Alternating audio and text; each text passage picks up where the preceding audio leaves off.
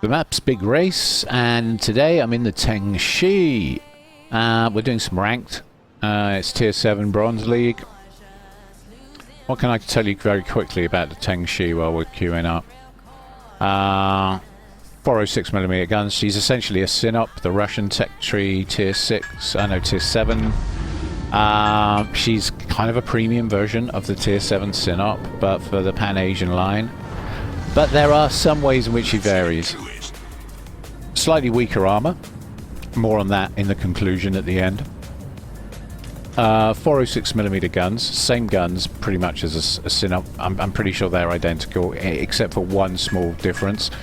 Better Sigma on these than on the Sinop, because this ship's designed for mid to long range engagements in open water, whereas the Sinop is more of a brawler and better around islands and that, with its tanky bow, and it's more capable for bow tanking, but of course has less accuracy in its guns, and the guns are slightly shorter range, 18 odd kilometers on these, whereas it's 17 odd kilometers on the Sinop.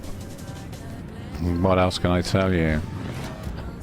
Spotter plane's a bit weird on this one as well. You know the bungo line? If you don't know the bungo line, they've got this gimmick where when the spotter plane's up, the dispersion is improved, so the guns become more accurate.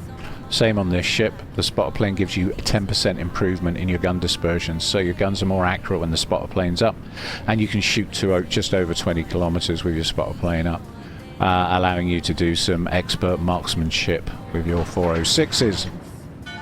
Okay, I've decided to go for C. We've got a couple of destroyers with us. I don't know why both our destroyers are going this way, but hey, them's the breaks. We've got the cruiser Weimar with us. Our Fiji's going mid.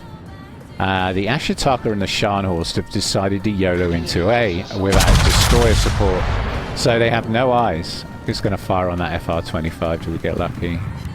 Yeah, you see? 3 hits straight off the bat with the HE. We get 1 fire, 1 incapacitation, and we kind of wrecked his day a bit there. If I played the same shot with the Sinop, I might have been lucky to get 1 or 2 hits rather than 3. That said, the range was pretty short, so don't quote me on that. Results may vary is what I'm going to say on that one. Mayhan finished him off. There you go. Okay, so we're going to fire on the Rodney. There's something capping A. It's probably one of their destroyers because he hasn't been lit. So yeah, yeah. There's a Jervis down at A. Interesting. Torpedoes to my front. Yeah, Rodney's got torpedoes. Okay. Yeah, bow torpedoes if I remember rightly. I've got that ship, and she's a lot of fun. But she's a brawler, and so we really want to keep her at range. We don't want to get too close. And I say she's a brawler. She's not. She is quite soft, actually, to be honest with you. But she's got those really nasty torps in the front, which do almost 30k damage. So yeah, you have to be a little bit careful around her. Showing a lot of broadside there, sir. Firing the AP. 10 kilometer shot. And 20k damage, just like that. Very good. 4 pens, 1 overpen, 1 citadel. These guns are really, really nice. Okay, slightly softer profile than the Sinop. We just took 14k back. But the Ashitaka finishes off the Rodney. And they're already now 2 ships down. Okay. So we're just going to go nose in here. Should be able to get all my guns to bear on the Hyuga.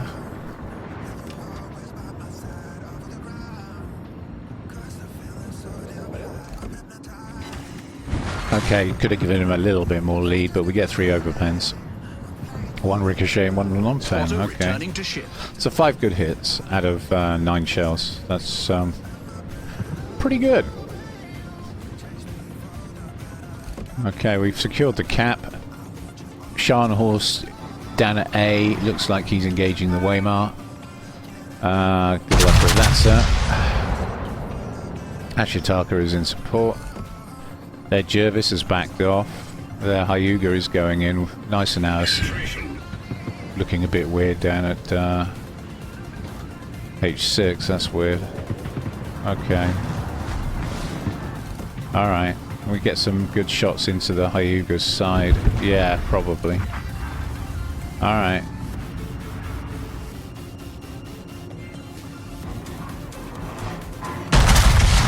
I mean, you're best placed in this ship at the back, moving with the pack. That's the best positioning for you, really. You don't want to be leading the charge. And you don't really want to be bow tanking like a Synop. Now, the Jervis may have laid torps, and he's quite close by, so we need to be aware of that. Turret rotation is awful. It's very slow. I've seen slower, though. I have seen slower. Nice an hour in reverse. Gonna get a fire on him.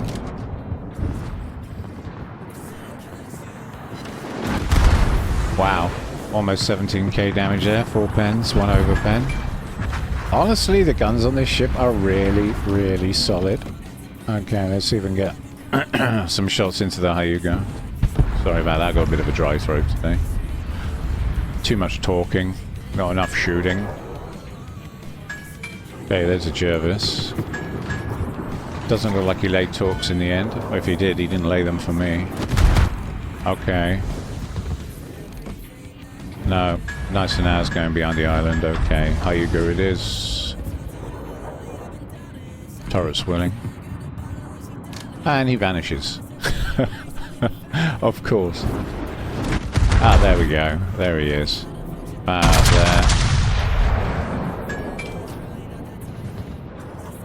Yeah, we've got no eyes on A, really. Some very solid hits there. Another 10k on the Hyuga. Yeah, we've got very few eyes at A. Our Mayhan's in smoke right now. Our Shiratsuyu is out on the south of my position. Where is he? Where's he going? I don't know. Nice an hour. But Team Red are all focused around A. I think our Shiratsuyu is playing his own game. Definitely playing his own game.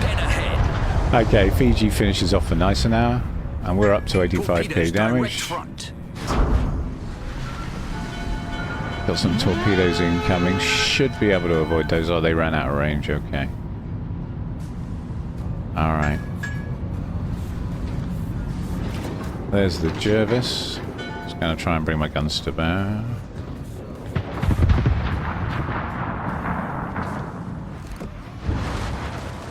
Island's in the way of me and the Hyuga. Kind of annoying. I think he might make a better target. He's only got 10k health left. Okay.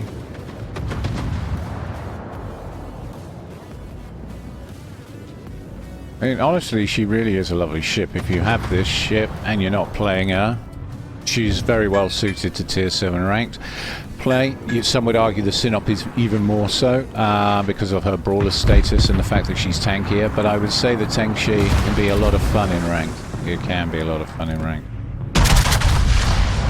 Okay, let's try there. Yep. There we go, and we get our high caliber. So that's a Hyuga dealt with. Honestly, this ship is a lot of fun. I like the accuracy over the Synop. I quite often find myself tearing my hair out when I'm shooting the Synop guns because their dispersion tends to be a bit shotgun. Anything over 10 kilometers, they tend to be a bit all over the place. Whereas the Teng She is more reliable, much more reliable, although softer, of course, to allow for that. Yeah. She'd be pretty good in randoms as well, this ship. Unless you're up tiered, of course. In which case you want to stay at long for the duration of the first part of the match and only come into late game to finish off low health targets. Okay, there's Jervis. Can we get him? Those look pretty good. Yeah. Okay, and a solid finish with the HE on the Jervis. Lovely ship. Love the camo as well that came with the event. So yeah, she is a nice ship. Okay, so we've got a high caliber, right? And decent, decent. Reasonable spread of damage. There's a breakdown of the credits and the XP. Okay, so now we've got her in dock. Let's have a look at the armor profile on this ship. Okay, you can see it kind of looks almost identical to the Sinop. Almost. The Teng She has very similar looks, but I'll tell you what, let's just take that down so we can see more of the ship. 26mm again. Now, you remember what I said in the Sinop video about the 26mm? This can stop 152mm, okay, from penning. That pens at 25, so nice. Okay, there are probably going to be some exceptions these days, but for the most part, you're relatively safe from the 152. Now, the fore-end armor belt, the icebreaker, is only 30mm, unlike on the Sinop. So a much, much weaker icebreaker. Okay. And then if we look here, we can see same 300mm Citadel as a Sinop with these side plates of 300mm and this upper belt of 100mm, again, same as a Sinop. However, above that, the side of the deck is only 26mm. The deck itself is 26mm, same as the Sinop, but the sides are only 26mm, as opposed to the 75 we see on the Sinop. So overall, a somewhat softer armor profile. She's still pretty tanky. She is still pretty tanky, but she is better suited to a mid to long range sniper role due to the accuracy improvements on the guns, and more on that. When she has a spotter plane up, she gets 10% improvement on her dispersion, same as the Japanese bungo line. Okay. This is a good pick to keep that aircraft up for longer so that we get more synergy, we get longer time with the plane, and so we get better dispersion for longer. Bit of a no-brainer, really. But if you haven't got the coal, this is also a good pick. Second slot, as usual, the damage control system modification 1 to reduce fires and floods. And then slot 3, we've got, well, she's a sniper after all, aiming system modification 1 for the 7% improvement in dispersion. And then finally, propulsion modification 1, so that you can get out of the way of those inevitable torpedoes and such, and maneuver yourself faster around islands, etc. Also a good idea. Now, if we look at the build, this is what I ended up going with in the end, because I do consider AA Defense and ASW Expert are pretty much a top pick, and I didn't bother with this one because I'm not expecting her to tank over 2 million damage. She is, after all, a relative, somewhat softer Sinop, and at tier 7 it is tough for the other battleships, arguably, to get over 2 million potential damage. It can happen in the occasional match, but you want it to happen consistently so that you get to use this skill often. So instead, I took Gun Feeder and AA Defense and ASW Expert. There is an argument to be made with this particular captain, Sazen Bing, for Vigilance, because he gets a 10% buff, so he can see torpedoes, or he can acquire torpedoes at an increased range, detect range of plus 35%, which means he's going to be spotting torpedoes a lot sooner than other captains with Vigilance. Well, 10% sooner, I guess. He gets an extra 10% to his acquisition range. Okay, so there is an argument to be made for Vigilance. You really don't want to get spotted from space in this ship, as it's softer than the Sinop and performs a entirely different role. You're more of a support ship than a main tank. Okay, so bear that in mind in the playstyle, and keep your distances. Try to maintain distances of beyond 10 kilometers to your target. If at some late stage you need to get closer, that's fine too, but I leave that to your individual choice as to whether you want to take the risk or not. But Concealment Expert for this build is useful. Okay, so that gets his concealment down to 13.6 kilometers. Very much useful for the sniper role. And those are my thoughts on the Teng She. I hope you enjoyed the match, and I hope you enjoy my content. If you do, don't forget to like and subscribe. There'll be a link on the screen, bottom left, bottom right, for the Synop video if you haven't seen it. I suggest it's really good. Okay. Bias, plug. And don't forget to like and subscribe. And thank you all very much for watching. Thank you.